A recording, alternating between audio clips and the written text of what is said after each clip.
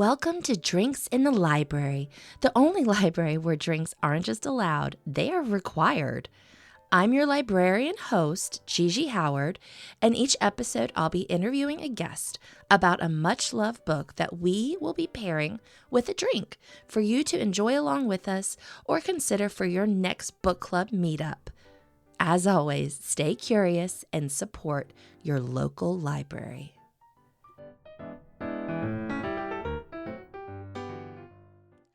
Hi, Libration Nation.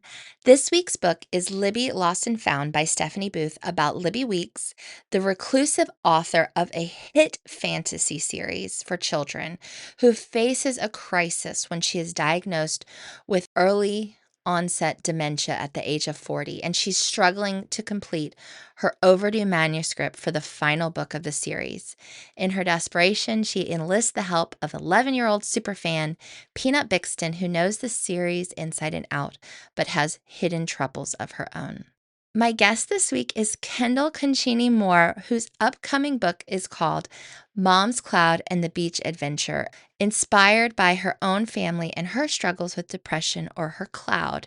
In the story, her family, with empathy and playful hearts, encourages her to rest, reminding her and all readers that it is okay not to be okay. It is complete with discussion questions and resources, and gives children from ages 4 to 8 the language to understand when someone they love is struggling, while celebrating that sometimes simply being together is the most caring thing. Kendall curated our drink this week. It is a black Manhattan with a coffee twist, and you will just have to listen to find how it connects to Libby and what Stephanie Booth, the author, had to say would be Libby's favorite drink. All right, before we get started, if you're loving this show, please like or subscribe. Give that 5-star review wherever you listen to your podcast. That really helps people find the show and helps me grow. Okay, without further ado, let's get to it.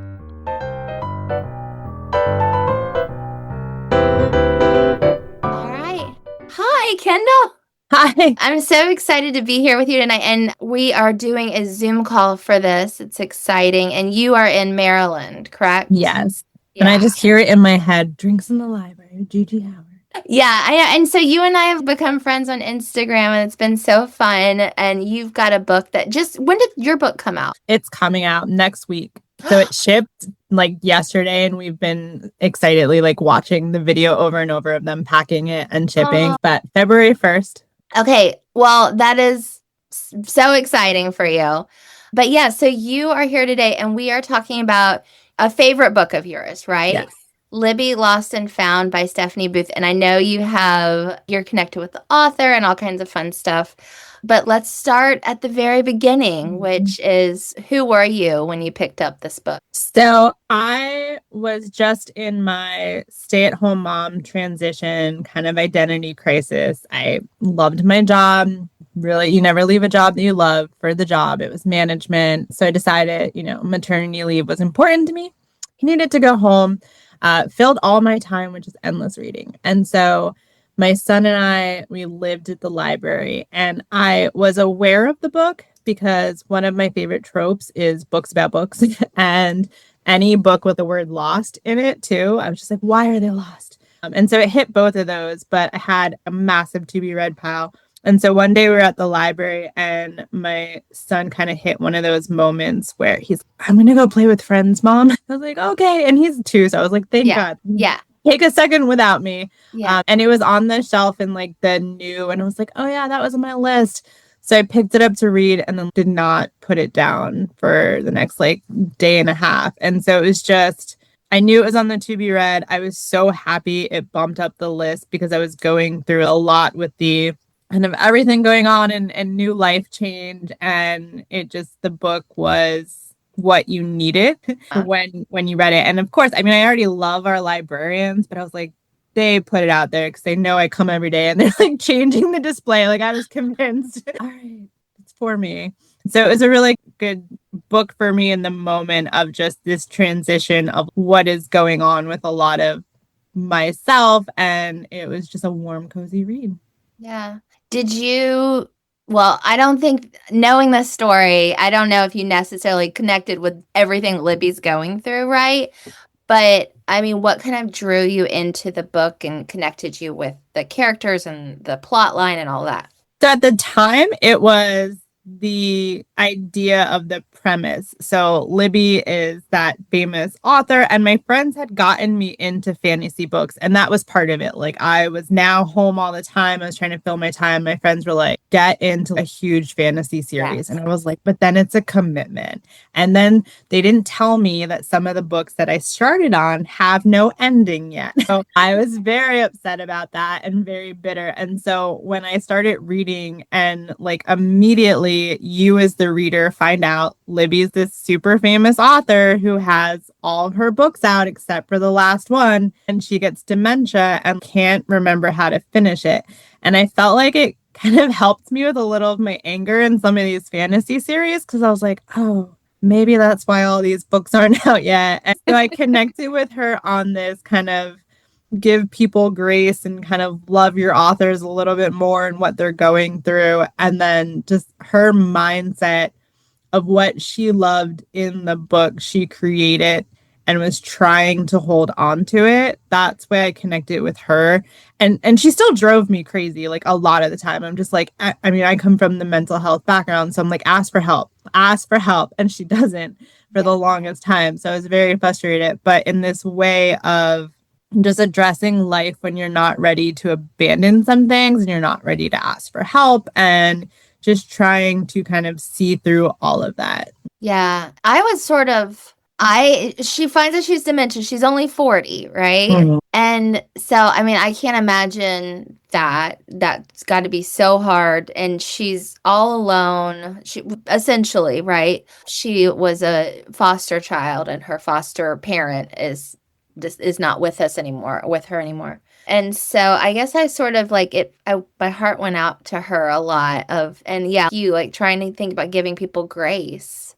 Yeah. And then it was just everything she was like doing for her fans. And I think as a reader, that's just what you kind of wanted to like embrace and hug her. And so what was interesting in the book was when it goes back and forth with the articles and the people waiting on her that don't know who she is and they're just mad at the author. And then you're seeing and you're like, no, she's doing everything for you. She's trying. Yes. And so that kind of like push. And I'm like, I wanted her to ask for help. And then ultimately, like the way she does, it's just poetic.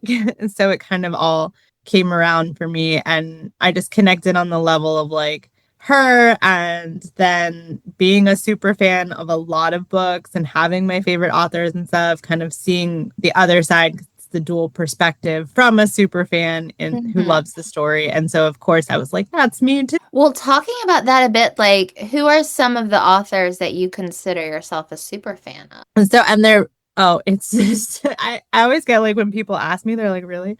I love Chuck Palahniuk. I love the dark and twisted of all of his books. And sometimes even when people are like, what's your favorite book? I like kind of try and tiptoe on saying Haunted because when they read it, they're like, yeah, that's a I'm like, yes, it is. It's so twisted and I love it. I never know.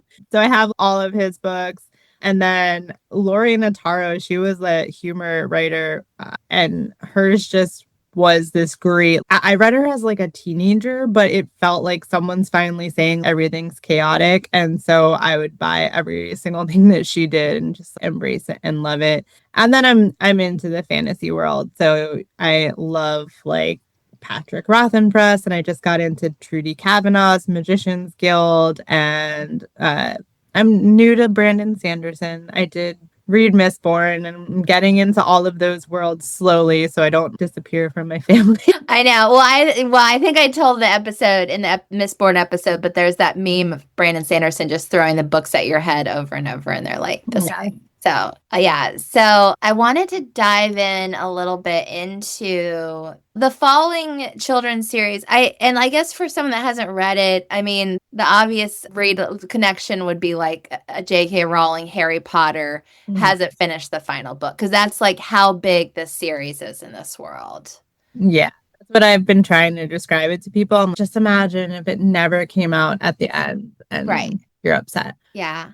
So, but like diving into the series a little bit, like what's it like? What is Falling Children like? So I was trying, like, it's such a unique world. I was trying to find like another series that exists the same way to say Harry Potter. Like, The Falling Children is a beloved fantasy with this magical element of the children blend it together and struggling, and then she writes up to the second to last book where they're kind of in turmoil from their big bad guy, and they're struggling to figure out like how are they going to get out of the magical world that they sort of got trapped into. And she is stuck with how do we get them out? And she kind of reveals through the book some of the children's personality traits and kind of where that came from in her life and her background. And when you meet Peanut, which is the super fan, like which falling children that Peanut kind of relates to. And so it reminded me a little bit of, and I know you did them, but like the Door series, the Doorway series. Oh, yes. Yes. So like Yes. I had read that sort of when I read this. So like in Every my heart. head, that's Yeah. what I kind of was envisioning is there's this Yeah. unique group of different children with all these different abilities and personalities, and they're like trapped in this world. And so when I was envisioning in it, that is what I kind of put in my head as like them being in their different kind of doorways per each of her book. And so it helped Yeah. me to be like, this is what.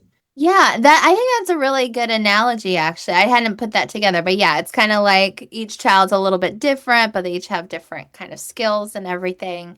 So, and I guess we can't talk about the story with talking about Peanut, the super fan, and how she and Libby come together. Yes. And so the fun part is Libby finally decides like I need help, and she has been on the fanfic boards and seen super fans out there, and Peanut was a super fan who has been like writing to her and writing to the board pages and just very involved with the series. And Libby decides I'm gonna pretend to be basically like a journalist-ish and go and ask, well, how do you think it ends? And hopes that when Peanut, as a super fan, guesses or kind of gives a theory of the ending, it will jog her on like how was I supposed to save the falling children? And so you get to go back and forth between the perspectives and really just see what the book meant to Peanut. And it like, exactly what I think a lot of us go through when we find that first big series and you're obsessed with it and your family's what is the deal with this book and like why do you love it? And she's like, the best thing ever. And then Yeah. she argues with friends and she's I love it more than you love it. And I'm like, I feel like we all have those moments as a reader. Yeah. And so she goes to meet Peanut and kind of hides it, and then a lot of like identity and reality comes to life, and Peanut tries to protect her without other people knowing who she is, and kind of goes through like how do we save the children together. Are there any like villains in the story, do you think?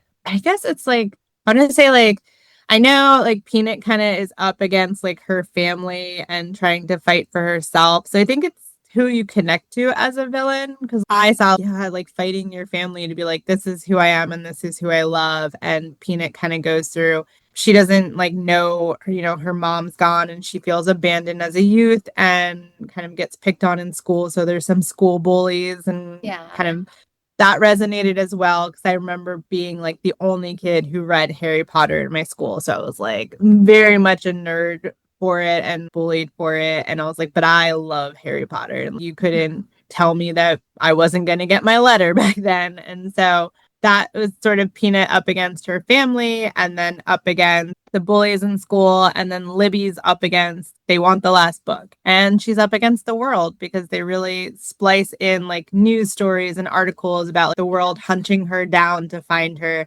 And there's like a billionaire who's going to offer everything to reveal her secrets. And you're kind of like concerned. Just let her do her thing and don't rush it. Yeah. Yeah. What would you hang on? Oh, actually, you know what we need to talk about is Stephanie Booth because I know you know a lot about the author and you have a connection with her. I'd love to hear about that. I do. I was in a book club where while I was reading this, like we had an author come to the book club and the book, it was good. I liked it. And the author was just so much fun to talk to. And so when I finished this one, I was just like, you know what?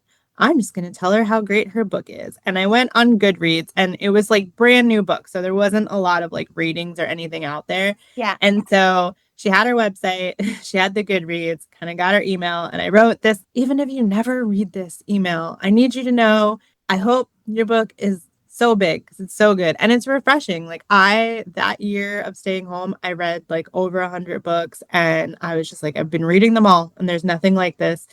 And so I wrote this like heartfelt email to her and then just kind of forgot about it. And she like responded and said she would come to our book club. And I was just like geeking out. I was like, what? No, you're like famous. But she did. She came to our book club and she's so like real and this she was sharing like fun little tidbits about writing and about her family and like telling her family about kind of releasing the book. And but then like she kept asking about us and I would be like, no, I want to talk about the book. And she'd be like, well, this. And she asked about my kids. And I mentioned my daughter loves horses. So she started talking about horse books. And I was like, listen, I'm on horse books all day. Let's get back. But it was just fun because it was just like kind of chatting with her and getting all of this story about where it came from. And she like had no one in her life and she did all this like research on dementia. Like it was just an idea and then she researched it and she was telling us about getting letters from people with family members in dementia and kind of them resonating with the book on that aspect. And it was like the most charming thing. And then I kept in touch with her like after that because she did remember and would send me horse books for my daughter as she got new ones too. Yeah. And then eventually when I kind of took the plunge on my book, I was like, I really just want to show you this because I think like the mental health aspect of your book, you might like it. And she wrote a blurb for the back of my book. Oh my God. And she told me because she was like, I don't think I'm the person who should do this. Do you want like a therapist or do you want something like this? And I was like, no, like your book like helped and hit and was like everything I needed. And I was like, it would be like meaningful to me to have something from you and like Libby. And so I love like sharing the book. I love tagging her and kind of seeing all that she's doing too. Yeah. So now I'm kind of curious, like the mental health connection between this and your book a little bit. Like, what would you say the tie is that inspired you? So I resonate with Libby has dementia and she's really struggling with herself and then kind of looking at the world through it. And my book is about me being a parent with depression. And I wanted to teach it to my kids in a way where I can say, I need to ask for help when you're young. And I need you to know it's not your fault that mom just needs a minute to kind of cope with everything. And so in my book, I use a cloud at a beach day and it shows, and we have a cloud pillow at home that when I'm having kind of a depressive episode, it's just the cloud rolls in and everything's shady where I am and it's sunny where you are. And so it was my ability to say that like maybe I'm not ready to ask for help on some days, but I can bring the cloud out and hold it. And you just know that something's going on and it's not your fault. You don't have to sit here and fix mom or be responsible for it, but just kind of give me space. And there was, and I like have it here because there was a quote in the book where Libby says, if we only lived in sunshine, we'd get soaked by the sight of the storm clouds. And I was just like, a lot of the book is about a lot of the characters knowing when to ask for help. So like Libby and her dementia and, Peanut and Jesse and her family going through like, when do we talk about what's going on in our family and why there's dysfunction? And then there's Buzz, the older brother, who's kind of creepy in the beginning, but like Libby breaks him down. And she's, you don't have to always be strong for everyone. Like you can have time too. And that link of maybe the diagnosis looks different, but a lot of the overlap was like getting help when you need it with the support that you can. Yeah. And being willing to reach out for help and take it. All of those things are really hard, I think, for people. I guess that's an important message for you to share as well. Mm-hmm. Yeah. And I see you've got storm cloud earrings on. Yeah. Maybe maybe they're not storm cloud, but they're little white clouds. So cute. What would you say is like the vibe of this story? I don't know, it's like a hug for readers. I think And I know you tend to ask, and I'm like jumping your question, like who should read it? But I think the vibe is very much just like awareness and empathy for others. So Mhm. there's any character kind of has stuff going on, and the vibe is we all have stuff going on. And yes, we all want life to go how it's supposed to go, but things happen, and we need to just know we have these people out there and things that mean stuff to us and kind of get through it however we can get through it. And like for Libby, it's finding the children and saving them at the end. And for Peanut, it's like the book needs to come out for her happiness. And for the other characters, it's just how everything can kind of keep going. And there is a quote like nothing's ever wrong that you can't write. And so it's kind of just keep pushing. And so it's like the vibe is a hug because it seems if you say, oh, it's dementia, and you're like, oh, that's gonna be sad. And I'm like, no, but it's not sad. And it's like there's Mhm. this profound beauty in the sad. So you like take your second to be like, yes, you're coping with what you're coping with, but now you can kind of push through it. Yeah. I think we all either have or will go through moments of extreme challenge in our life. And I think what I got a lot from the book was like you were saying is like that quote is be kind, everyone you meet is finding a harder challenge. And it's, I mean, I think to point out, even Miley's favorite character in the book, who I would consider like number one villain, is a child with cancer. And I was like, she's terrible, but she has cancer. I mean, you feel for her, and I can't imagine being her parent too. So I think it tries to paint like different, like all those shades of gray where we sometimes like to have moral, this person is good, this person is bad. And I think a lot of the characters had that kind of moral ambiguity, and you're meeting them at different points in their life. Yeah.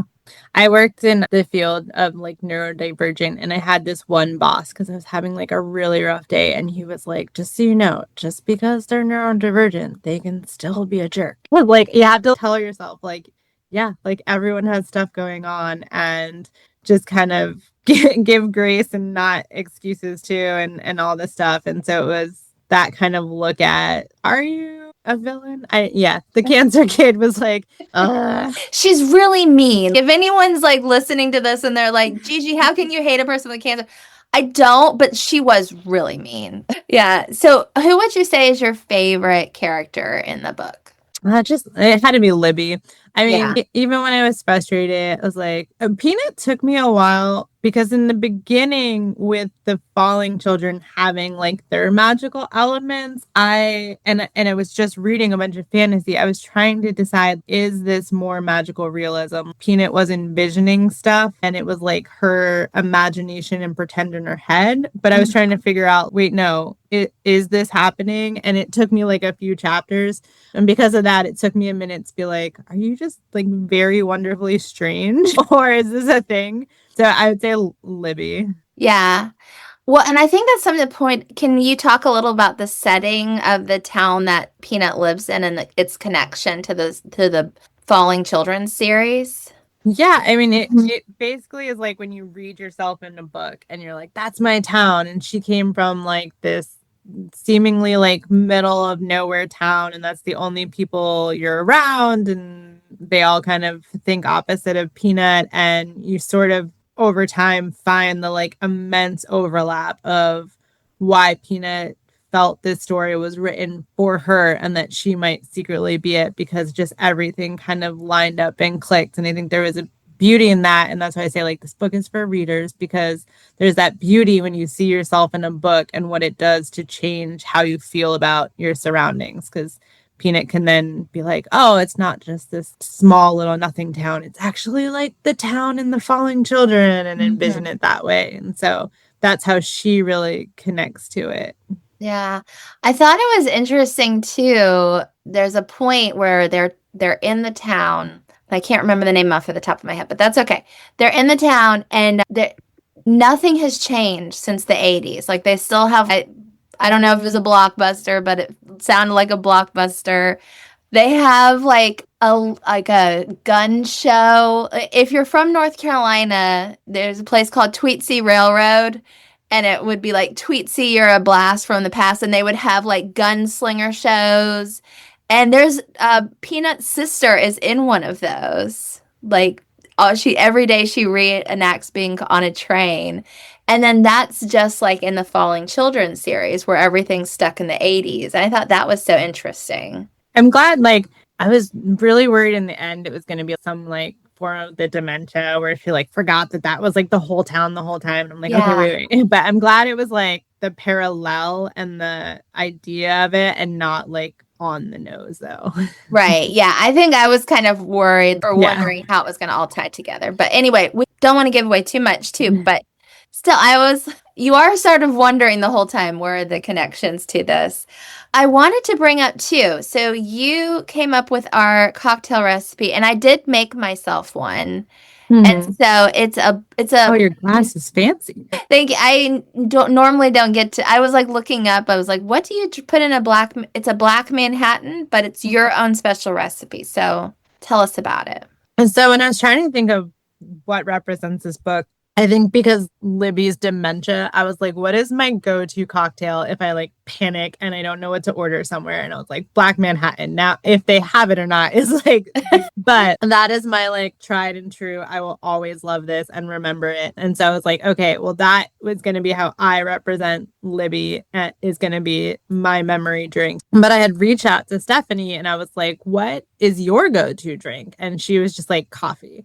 And so I decided to take a Black Manhattan and add a little coffee liqueur twist to it. So it kind of represents both of us. And then it was fun because I asked, what would Libby drink?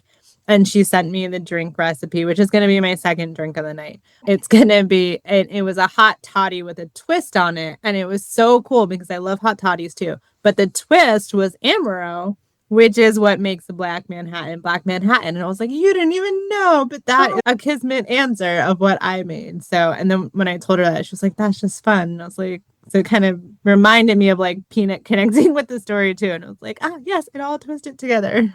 I know it's giving me that vibe now as well. But they're so good and it's so beautiful. And so yeah, I made it. I made it tonight, and I'm really enjoying it. I don't drink Manhattans too often, but this one's got a little bit of a sweetness to it. It doesn't have that's like sort of strong bitterness. I guess this is the Amaro Yeah. that kind of makes it fun.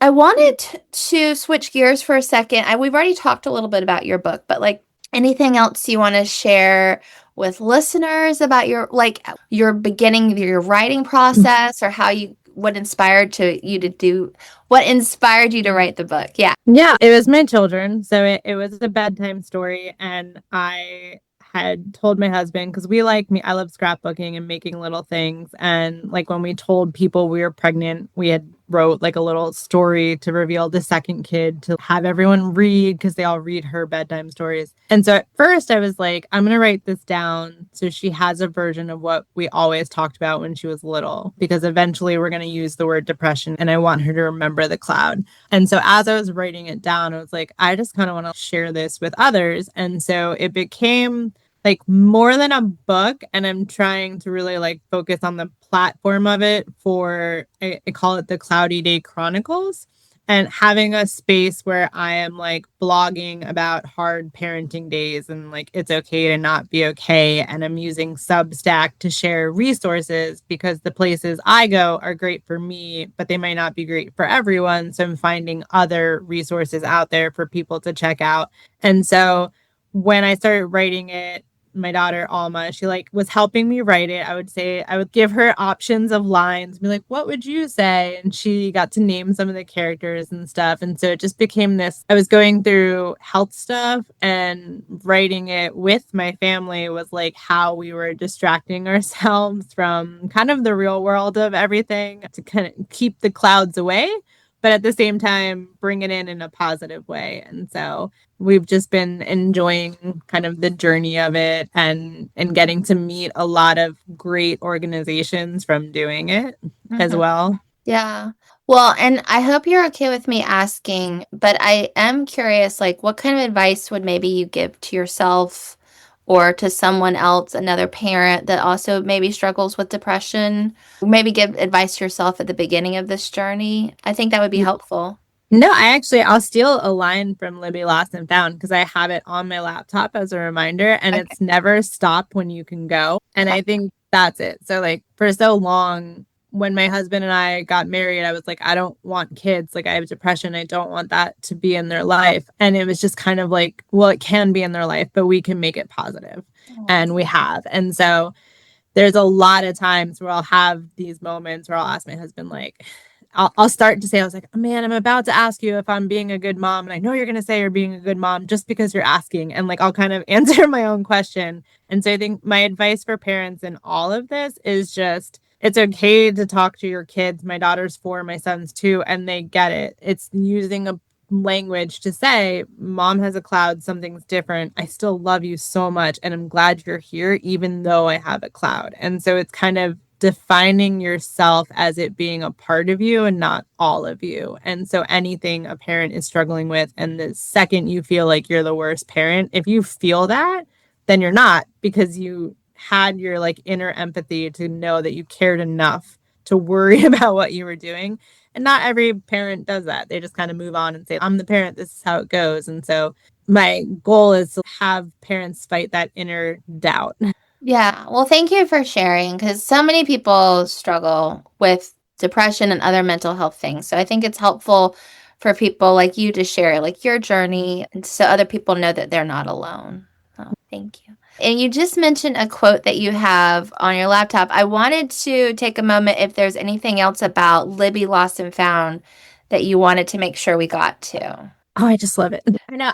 I love it. I think even all the depth to the book, just the whole concept, I thought was brilliant, because I feel like a lot of us fantasy readers, like we're all waiting on the next book for something. And I was like, it's just such a good idea that like it's not coming for some specific reason. And I want her to write other ones and be like, name all of the reasons why authors aren't finishing my books. Let's go. Yeah. Yeah. Because I mean, I don't know if you listen, I often bring up George R. Martin, who I Yeah. have. Yeah, because it's just like Winds of Winter is never happening, but I'm not chasing him down at this point. But anyway, so maybe I'm sure there's reasons for it, but Yeah. give him grace. Okay, and we already talked a little bit out, but I always ask, who would you recommend this story to? I mean, anyone else you would add, or any other thoughts you have to, because that's my librarian question, right? Because that's the point. Every book it's reader, every reader is book. So, I think it would be, I don't want to say like any reader, because not everyone like reads in depthly and gets connected to things. So I think the book is really for anyone who like has an absolute favorite author, or has a story that they read that was like, this story is my life and it is a part. Like I have book tattoos on me, 'cause the second I read them, I was like, I'm getting those tattoos.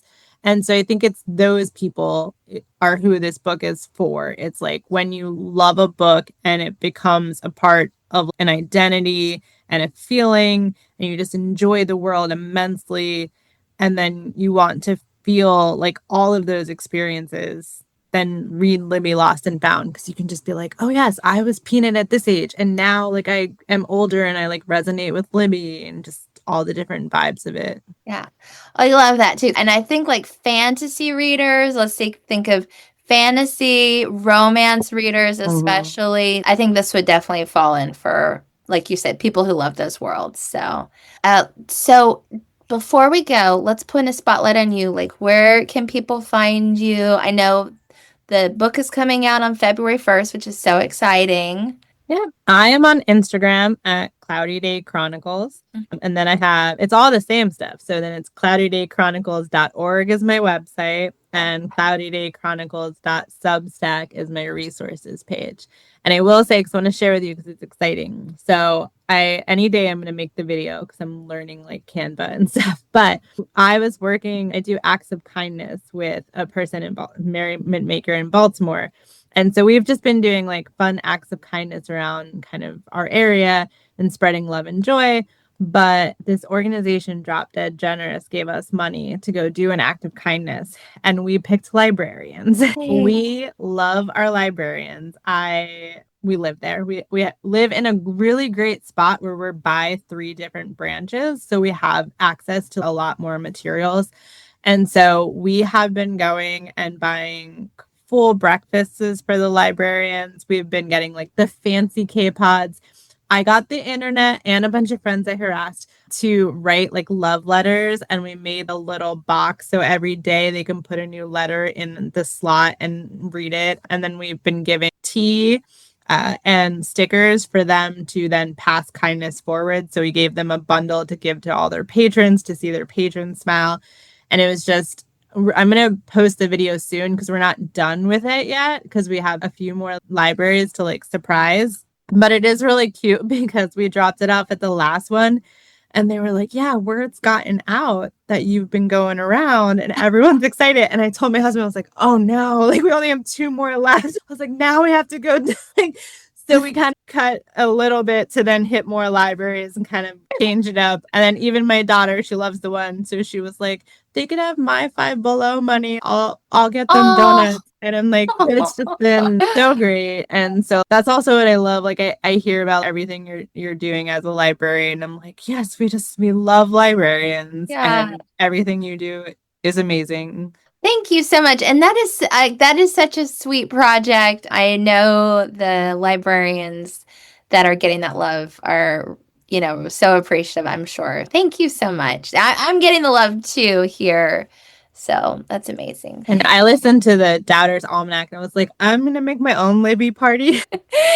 Yes. Yeah. That one was a lot of fun. So, and this has been so much fun too. So Kendall, thank you for everything you brought tonight, and cheers with our our souped up Black Manhattans. Yes. Yeah. So, all right. Cheers. And thank you for spending some time with me and my guests for an episode of Drinks in the Library. For more information about the show, you can find us on Instagram at Drinks in the Library, on the World Wide Web, drinksinthelibrary.com, or shoot me an email at drinkspod@gmail.com. Until next time, cheers.